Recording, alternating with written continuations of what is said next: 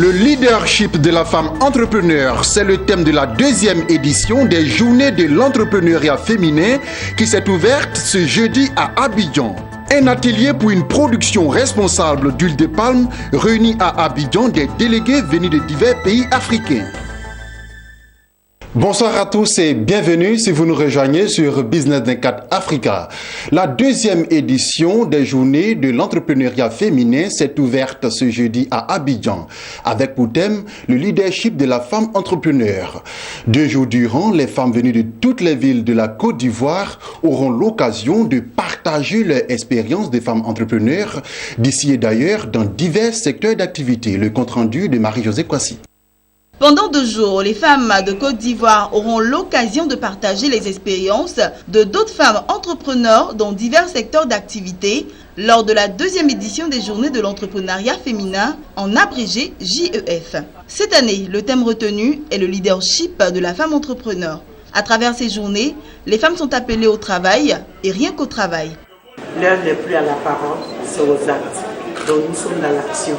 Ces journées nous permettront effectivement de sortir nos préoccupations quotidiennes, nos questions, la problématique de l'entrepreneuriat féminin pour qu'on puisse traduire ça dans la réalité.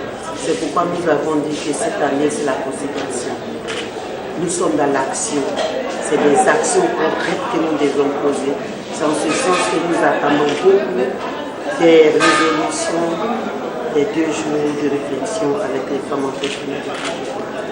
Le moment est favorable et ce moment c'est maintenant. Pour Euphrasie Kwasi-Yao, ministre de la promotion de la femme, de la famille et de la protection de l'enfant, le moment est favorable pour que les femmes puissent se donner véritablement au travail, tout en leur promettant un accompagnement de l'État. La participation des femmes de façon active à l'entrepreneuriat. Parce qu'il faut oser. Mais généralement, les femmes n'osent pas. Nous allons les accompagner au quotidien pour qu'elles s'en sortent. C'est ce que nous avons vu ailleurs. Les femmes entrepreneurs et futurs entrepreneurs venues nombreuses à cette manifestation se sont réjouies d'être présentes.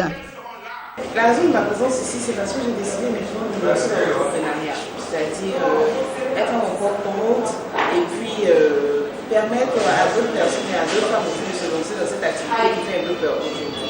Je suis déjà pour apprendre, pour me former et aussi être au contact avec d'autres femmes entrepreneurs, échanger leur réalité. Avoir aussi beaucoup de contacts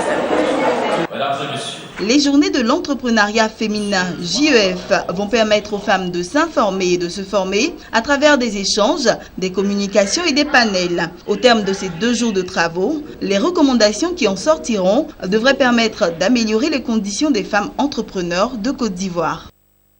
Convenir d'un cadre régional commun pour une production responsable d'huile de palme, c'est l'objet de cet atelier qui réunit depuis ce jeudi à Abidjan des délégués venus de divers pays africains dont la Côte d'Ivoire.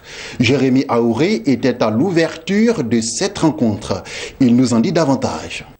Au mois de novembre prochain se tient à Marrakech, au Maroc, la conférence annuelle des Nations Unies sur le climat COP22. En prélude à ce grand rendez-vous, les pays africains que sont le Cameroun, la Côte d'Ivoire, le Gabon, le Ghana, le Libéria, le Nigeria, la RDC, la République du Congo et la Sierra Leone entendent harmoniser leurs actions pour le développement responsable du palmier à huile, conciliant développement rural et croissance économique nationale d'une part et protection généralisée de la forêt d'autre part. Pour les délégués présents à Abidjan, il s'agit de parvenir à un accord régional afin de parler d'une seule et même voix. Toute chose qui explique la tenue de cet atelier ouvert ce jeudi à Abidjan et qui, selon Marco Albani, directeur de Tropical Forest Alliance, vient à point nommé. Dans son intervention, Neil Scotland, représentant le gouvernement du Royaume-Uni, a indiqué que son pays tient à apporter un appui fort dans la lutte contre la déforestation. Pour sa part, Madame Nassere Kaba, directeur de cabinet représentant le ministre de l'Environnement et du Développement durable, a relevé l'intérêt de l'atelier d'Abidjan. Cette plateforme donc se présente comme une opportunité pour nos pays, car elle met en relation les différentes catégories d'acteurs majeurs que sont le secteur public, le secteur privé et la société civile autour d'un objectif commun, celui de garantir le développement ambitieux de nos pays, tout en répondant aux objectifs environnementaux de réduction de la déforestation, d'aménagement du territoire et de réduction des gaz à effet de serre, ainsi que du bien-être social des communautés, tout en garantissant leurs droits. C'est que l'ensemble des pays membres de la Tropical Forest Alliance Afrique s'accordent sur des positions à défendre à la faveur de la prochaine COP qui va se tenir à Marrakech. Alors pour nous, ministère des Eaux et Forêts, c'est effectivement important parce qu'il s'agit de mettre en œuvre des pratiques qui respectent l'environnement et surtout qui arrivent à la défendre, à la protection de nos massifs forestiers. Et en cela, pour le ministère des Eaux et Forêts, c'est effectivement important que nous soyons là et que nous assistions donc les discussions, les échanges qui vont avoir lieu pour faire valoir que pendant longtemps, la forêt en Côte d'Ivoire a servi de pilier au développement. Malheureusement, depuis de nombreuses années, le développement agricole prend le pas sur la forêt. Ce qui fait que nos superficies forestières s'amenuisent de plus en plus. Et si on y prend garde, à terme, on ne pourra plus faire d'agriculture parce que le support de l'agriculture est la forêt. S'il n'y a plus de forêt, forcément, donc, il n'y aura plus d'agriculture. Peu avant l'ouverture de cet atelier, au cours d'une conférence de presse, Marco Albani a fait savoir que dans la reconstitution des tissus forestiers, des expériences pratiques sous d'autres cieux pourraient apporter un plus à nos pays.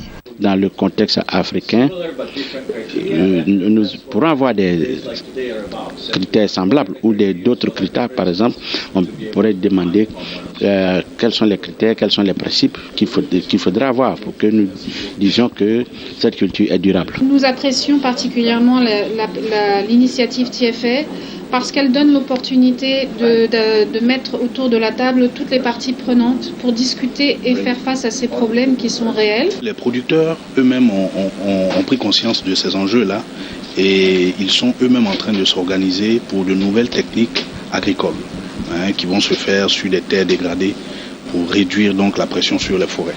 Parce que vous savez que sans forêt, nous n'aurons pas de pluie et donc pas d'agriculture. Donc tout le monde a pris conscience, l'environnement international est favorable. Il y a beaucoup d'appuis au niveau du Fonds vert sur le climat qui sont disponibles pour ces producteurs-là. Signalons que la Côte d'Ivoire, le Ghana et le Libéria, qui ont déjà élaboré des principes nationaux pour une production responsable d'huile de palme, finalisent en ce moment même des plans d'action en vue de la mise en œuvre de ces principes sur le terrain.